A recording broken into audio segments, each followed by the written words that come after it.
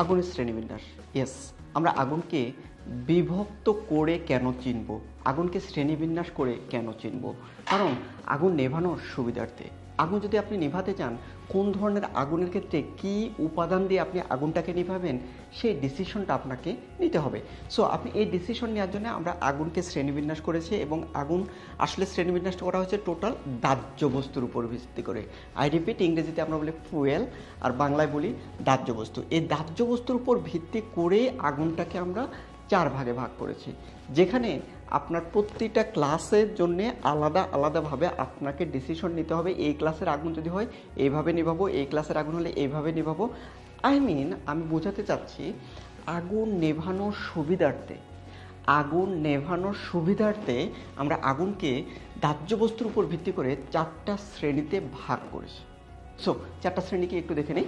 Number 1, এটাকে আমরা প্রথম ক্লাসে ডিফাইন করেছি এ ক্লাস। এটা একটা কমন নেম। হ্যাঁ, এই কমন নামটা রাখার কারণ কি, যে কোনো এমার্জেন্সির সময় সহজে যেন ডিসিশন নেওয়া যায় এই ধরনের আগুনের ক্ষেত্রে আপনি কী ধরনের প্রতিরোধমূলক ব্যবস্থা নেবেন বা ফাইটিংয়ের ব্যবস্থা নেবেন। এ ক্লাসের আগুনকে আমরা বাংলায় বলি কঠিন পদার্থের আগুন। কঠিন পদার্থ মিনস, ধরুন কাঠে আপনি যদি আগুন লাগাই দেন, কাঠটা জ্বলবে, জ্বলার পরে কিন্তু শেষে কি থাকবে, অবশিষ্ট কি থাকবে, কয়লা যেটা বলি, অ্যাশ যেটা বলি, সেটা সেই ধরনের পদার্থকে বলে আমরা কঠিন পদার্থ। কঠিন পদার্থ ডাজেন্ট মিন আপনি আবার এই লোহাটাকে কঠিন পদার্থের ইনক্লুড করা যাবে না। এই লোহাটা হচ্ছে মেটাল ফায়ার, এটা ডি ক্লাসের। সো কঠিন পদার্থ বলতে আমরা সেই ফায়ারটাকে বোঝাচ্ছি যে ফায়ারটার আগুন জ্বলার পরে একটা অবশিষ্ট থাকবে, অঙ্গার, বা এই অবশিষ্ট যে ফায়ার যে আগুনের মধ্যে পাবেন সেটাকে আমরা বলবো এ ক্লাসের ফায়ার, বা ইংরেজিতে এটাকে বলি আমরা সলিড ফায়ার। সো একটু বোঝার চেষ্টা করুন। 1 নাম্বার, এ ক্লাসের ফায়ার বা কঠিন পদার্থের আগুন অথবা সলিড ফায়ার বোঝার জন্যে বা সহজে ডিসিশন নেওয়ার জন্য আমরা A class, B class, C class করেছি। ভেরি কমন একটা এক্সাম্পল যদি আমরা দিতে পারি, আমরা যখন ক্লাসরুমে ক্লাস করি, যখন আমাদের মাস্টার বা টিচারেরা দেখেন আমাদের ক্লাসরুমে কিন্তু রোল নাম্বার কল করে, রাইট? 1 2 3 4 5। বাট 1 নাম্বার যদি বলে তাহলে দেখা যাচ্ছে রহিম রেসপন্স করবে, 2 নাম্বার বললে করিম রেসপন্স করবে। ইট মিনস এ ক্লাস মানে কিন্তু কঠিন পদার্থের আগুন বোঝাচ্ছে আমরা একটা কমন নাম দেওয়ার চেষ্টা করেছি, যে কমন নামটা ধরে আমরা সহজেই চিনতে পারবো। আমাদের স্কুল কলেজে যখন আমাদের রোল নাম্বার ধরে ডাক দেয়, আইডি নাম্বার ধরে ডাকে, তখন কিন্তু আমরা সহজেই রেসপন্স করি। ইট মিনস এটা কিন্তু একটা কমন আইডেন্টিটি। হ্যাঁ, সলিড ফায়ারের কমন আইডেন্টিটি হচ্ছে এ ক্লাসের আগুন, সহজে আমরা যেন চিনতে পারি। বি ক্লাস বলতে আমরা তরল পদার্থের আগুনকে বুঝবো। বি ক্লাস বলতে তরল পদার্থ, যেমন তরল পদার্থ বলতে কেরোসিন, ডিজেল, পেট্রোল, এগুলোকে আমরা বি ক্লাসের আগুন বলে থাকি। বি ক্লাসের আগুনের ক্ষেত্রে আপনি যদি বি ক্লাসের আগুন দেখতে পান তাহলে আপনাকে চিন্তা করতে হবে এটা তরল পদার্থের আগুন। এই তরল পদার্থের আগুন নেভানোর জন্য আপনাকে এক্সট্রা ডিসিশন নিতে হবে। আপনি কঠিন পদার্থের আগুন, আপনি পানি দিলে কিন্তু আগুনটা নিভে যাবে। আপনি তরল পদার্থের আগুন, এখানে পানি দিলে আগুনটা বেড়ে যাবে। সো আপনাকে সিনসিয়ার থাকতে হবে আপনি কোন ক্লাসের আগুনের সঙ্গে ফাইট করছেন। সো আগুন দাহ্য বস্তুর উপর আমরা যে 4টা ভাগে ভাগ করেছি তার 2 নম্বর ক্লাসের যেটাকে বলা হচ্ছে বি ক্লাস বা তরল পদার্থের আগুন, বা এটাকে আমরা লিকুইড ফায়ারও বলে থাকি। সো নাম্বার 3, এটাকে বলি আমরা সি ক্লাস বা গ্যাসীয় পদার্থের আগুন। মিথেন, ইথেন, প্রোপেন, অ্যাসিটিলিন যেগুলো আছে গ্যাস, যেগুলো গ্যাসে আমরা আগুন জ্বলে সেই গ্যাসগুলোকে বলি আমরা সি ক্লাসের আগুন। খুবই কমন, আমরা বাসা বাড়িতে যে চুলাতে রান্না করি সেটা মিথেন গ্যাস। হ্যাঁ, এই মিথেন গ্যাসটাকে আমরা বলি সি ক্লাসের। যদি আপনার গ্যাসে আগুন লাগে তাহলে ডিরেক্টলি আপনি সি ক্লাস বলে ডিফাইন করতে পারবেন। সি ক্লাস বলে আপনি যদি ডিফাইন করেন তাহলে কিন্তু খুব সহজেই বোঝা যাবে এটা গ্যাস জাতীয় ফায়ার। এই ধরনের ইনসিডেন্ট যদি ঘটে যায় তাহলে আপনি কি ডিসিশন নেবেন? খুব ইনস্ট্যান্টলি আপনাকে ডিসিশন নিতে হবে যে গ্যাসের রাইজারটা অফ করে দিতে হবে। সো এই ক্লাসগুলো ডিফাইন করার অর্থ হচ্ছে খুব তাড়াতাড়ি যেন আপনি ডিসিশন নিতে পারেন কোন আগুনের ক্ষেত্রে কী ধরনের কাজ বা অ্যাক্টিভিটিস আপনি চালাবেন, রাইট? এরপরে আমরা মেটাল ফায়ার যেটাকে বলি ডি ক্লাসের আগুন। এটা ধাতব পদার্থের আগুন। এই যে এই টেলিভিশনটা, এটা হচ্ছে স্টিলের বা স্টেনলেস স্টিলের। এটাতে যদি আগুন সহজে লাগবে না, যদি আগুন লাগে, আগুন লাগার পরে জ্বলে যখন এটা শেষ হবে এটা কিন্তু অবশিষ্ট থাকবে না। তার মানে এটাও কঠিন পদার্থ, বাট কঠিন পদার্থ আগুন জ্বালার পরে দেখা যাচ্ছে এটা কোনো অবশিষ্ট থাকবে না, এটা টোটালি বার্ন হয়ে যাবে। এই ধরনের পদার্থকে বলে আমরা ধাতব পদার্থ। এই ধাতব পদার্থে আগুন লাগাও কঠিন, আবার আগুন লাগলে নেভানো বেশ কঠিন। সো ডি ক্লাসের আগুন বলতে আমরা ধাতব পদার্থের আগুন বুঝবো বা মেটাল ফায়ার বুঝবো। এই ক্লাসগুলোর বাহিরেও বর্তমান যারা ফায়ার সায়েন্স নিয়ে কাজ করে তারা অনেকেই কে টাইপ ফায়ার বলে, kitchen fire, E type fire বলে, ইলেকট্রিক ফায়ার, এগুলো আসলে অনেক টাইপই বলা হয়ে থাকে। বর্তমান আগুন নিয়ে যেহেতু অনেক রিসার্চ হচ্ছে, অনেক গবেষণা করা হচ্ছে, এগুলো এক্সটেন্ডেড ভার্সন হিসাবে অনেকেই বলে। বাট আমরা বেসিক্যালি যে কোনো আগুনকে এই 4টা ক্লাসের মধ্যে রেখে আমরা ডিসিশন নিতে পারি কোন আগুনের ক্ষেত্রে কী ধরনের আমরা এটার সঙ্গে ফাইট করার জন্য কী ধরনের পদক্ষেপ নেব, রাইট? সো মনে রাখবেন এই 4টাকে আমরা ভাগ করেছি দাহ্য বস্তুর আচরণের উপর ভিত্তি করে। সো এই ধরনের আগুনগুলোর আরেকটু এক্সটেন্ডেড বা এক্সাম্পল সহ আমরা দেখে আসি কোন আগুনের ক্ষেত্রে আপনি কী ধরনের ডিসিশন নেবেন এবং কোনটা করলে ভালো হয়। সো প্রথম এ ক্লাসের ফায়ার বা সলিড ফায়ার। এ ক্লাস বলতে আপনি ডিসিশন নেবেন ওটা সলিড ফায়ার। সো সলিড ফায়ারের কোনগুলো একটু দেখে নিই আমরা। কাঠ, পাট, কাপড়, সুতা, তুলাই, এগুলো সবগুলোতে যদি আপনি আগুন লাগান, আগুন লাগার পরে একটা অ্যাশ থাকবে বা একটা অঙ্গার থাকবে, এই ধরনের পদার্থেতে যদি আগুন লাগে তাহলে আপনি সহজে বলবেন এটা এ ক্লাসের ফায়ার। এ ক্লাসের ফায়ার হলে সবচেয়ে ভালো হচ্ছে এ ক্লাস ফায়ার নেভানোর জন্য পানি। এ ক্লাসের আগুন নেভানোর জন্য সবচেয়ে ভালো হচ্ছে পানি। আপনি পানি যত ব্যবহার করতে পারবেন এ ক্লাসের আগুন তত তাড়াতাড়ি নিভে যাবে। এছাড়াও আপনি ফায়ারের অন্যান্য সরঞ্জাম যেগুলো আছে, বিভিন্ন ধরনের এক্সটিংগুইশার আছে, বিভিন্ন ধরনের আমাদের টুলস টেকনোলজি আছে যেগুলোকে আমরা ব্যবহার করেও কিন্তু এ ক্লাসের আগুনটাকে নিভাতে পারি। তাহলে এ ক্লাসের আগুন বলতে আপনাকে ডিসিশন নিতে হবে পানি দিয়ে আপনি এটাকে নিভাবেন। এবং বাংলাদেশে পার্টিকুলার আরএনজি সেক্টরের কথা যদি আমরা বলে থাকি তাহলে আরএনজি সেক্টরে কিন্তু কাপড় নিয়ে বেশি কাজ করা হয়, রাইট? সো কাপড় নিয়ে যেহেতু বেশি কাজ করা হয়, এ ক্লাসের আগুন আরএনজি ইন্ডাস্ট্রিতে সবচেয়ে বেশি। সো আরএনজি ইন্ডাস্ট্রিতে পানির পরিমাণ বা পানি দিয়ে নিভানোর পদ্ধতিও সবচেয়ে বেশি অ্যাপ্লাই করা হয়। সো আরএনজি ইন্ডাস্ট্রিতে যেমন আমাদের কাপড় নিয়ে কাজ করা হয়, তেমনি আমাদের বাসা বাড়ির সব জায়গাতেই দেখবেন এ ক্লাসের আগুনটাই কিন্তু সবচেয়ে বেশি থাকে। বাট কিছু কিছু ক্ষেত্রে যেমন কেমিক্যাল গোডাউন, বিভিন্ন ইন্ডাস্ট্রিতে অনেক ধরনের অন্যান্য ফায়ারগুলো বেশি থাকে। বাট আমাদের আরএনজি ইন্ডাস্ট্রিতে সবচেয়ে বেশি এ ক্লাসের আগুন আমরা দেখতে পাই এবং আমরা সাধারণত বাসা বাড়িতেও আমরা এ ক্লাসের আগুনটাকে বেশি লক্ষ্য করে থাকি। সো এ ক্লাসের আগুনের ক্ষেত্রে আপনি যে পদ্ধতিটা গ্রহণ করবেন পানি দিয়ে নেভানোর চেষ্টা করবেন। এরপরে বি ক্লাসে চলুন একটু। বি ক্লাসের আগুন কোনগুলো খুব সহজে বোঝাতে, ডিজেল, পেট্রোল, কেরোসিন, থিনার, রং, বার্নিশ, সেগুলোকে আমরা বি ক্লাসের আগুন বলে থাকি বা লিকুইড ফায়ার বলে থাকি।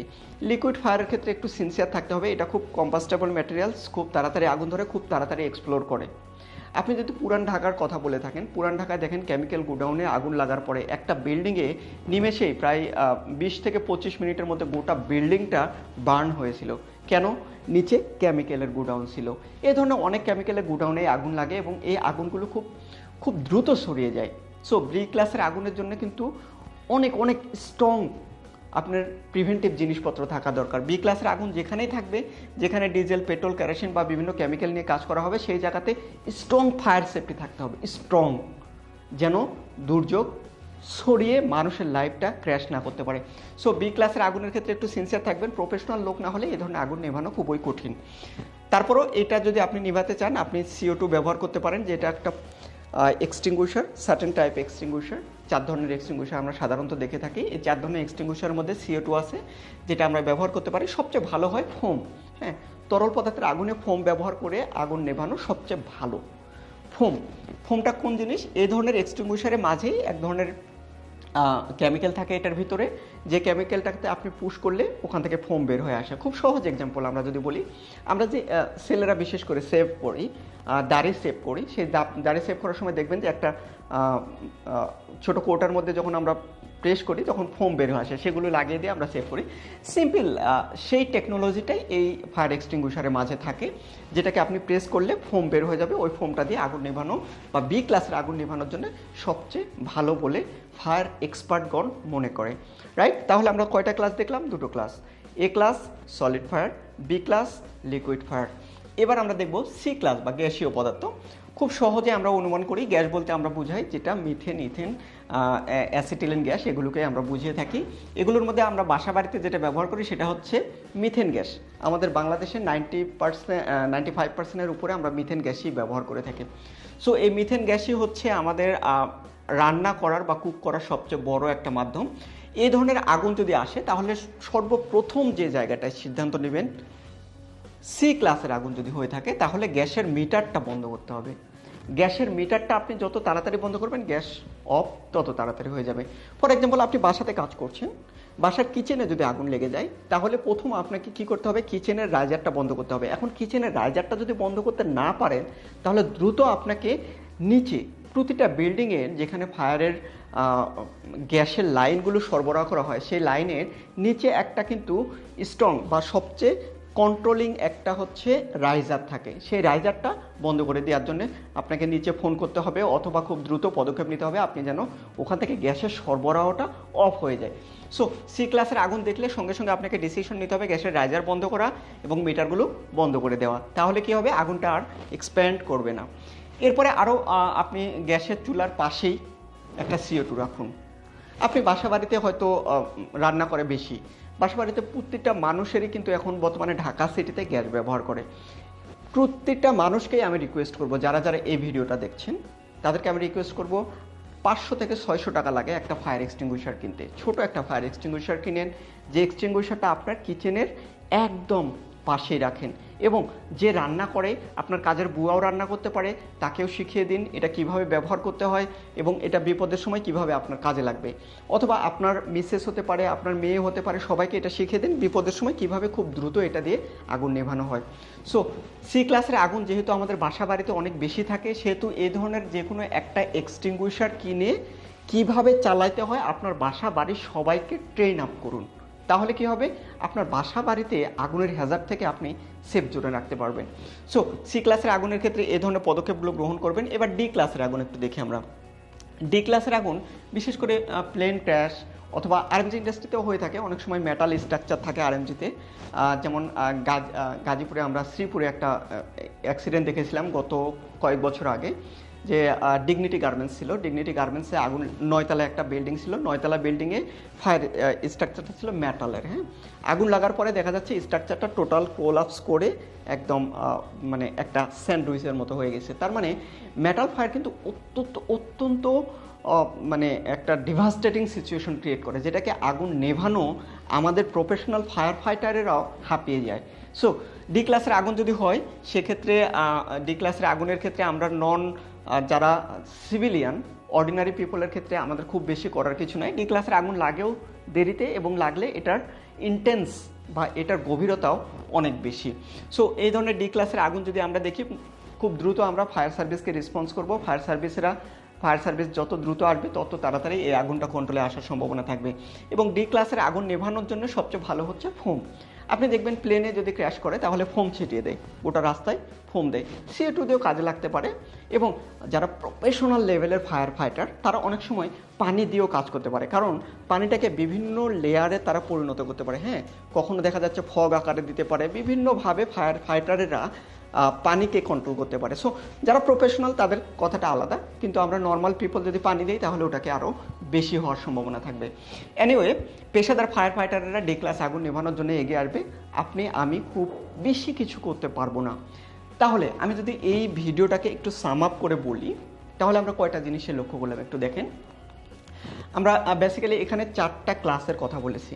এ ক্লাস কঠিন পদার্থের আগুন, এটাকে আমরা বলি solid fire. B class liquid fire, এটাকে আমরা বলি তরল পদার্থের আগুন, এটাকে আমরা লিকুইড ফায়ারও বলে থাকি। সি ক্লাস গ্যাস ফায়ার, বায়বীয় পদার্থের আগুন, বা এটাকে আমরা সি ক্লাসও বলছি। আবার ডি ক্লাস, এটাকে আমরা মেটাল ফায়ার বলি বা হচ্ছে ধাতব পদার্থের আগুন বলে থাকি। সো 4টা আগুন, 4 ধরনের আগুন। এই 4 ধরনের আগুনের ক্ষেত্রে 4 ধরনের উপাদান ব্যবহার করলে দ্রুত আগুনটা নেভানো যায়। সলিড ফায়ারের ক্ষেত্রে পানি, লিকুইড ফায়ারের ক্ষেত্রে ফোম বা গ্যাস CO2 ব্যবহার করতে পারেন। আবার আপনি গ্যাসের ক্ষেত্রে গ্যাসের আগুন যদি লাগে গ্যাসের রাইজারটা অফ করে দেওয়া সবচেয়ে বুদ্ধিমানের কাজ হবে। এরপরে আপনার যদি ডি ক্লাসের আগুন হয় তাহলে প্রফেশনাল ফায়ার ফাইটারেরা ফোম দিয়ে বা বিভিন্ন ধরনের আলাদা অ্যাডভান্স লেভেলের কেমিক্যাল দিয়ে তারা আগুনটাকে নেভানোর চেষ্টা করবে। সো এই 4টা ক্লাসকে একটু মাথায় রাখবেন, A class, B class, C class, D class, যাতে করে আগুনের দুর্ঘটনায় আপনি ডিসিশন নিতে পারেন কি করবেন। সো আপনি ডিসিশন নিতে পারবেন সেই আশা রেখেই এই ভিডিও শেষ করছি। পরবর্তী ভিডিওতে দেখা হচ্ছে আমাদের আগুনের কি পদ্ধতিতে আমরা আগুনকে নেভাতে পারি। আগুনের 4টা পদ্ধতিতে আমরা আগুনকে নেভাতে পারি। এই 4টা পদ্ধতি নিয়ে পরবর্তী ভিডিওতে দেখা হচ্ছে। ভালো থাকবেন, সুস্থ থাকবেন।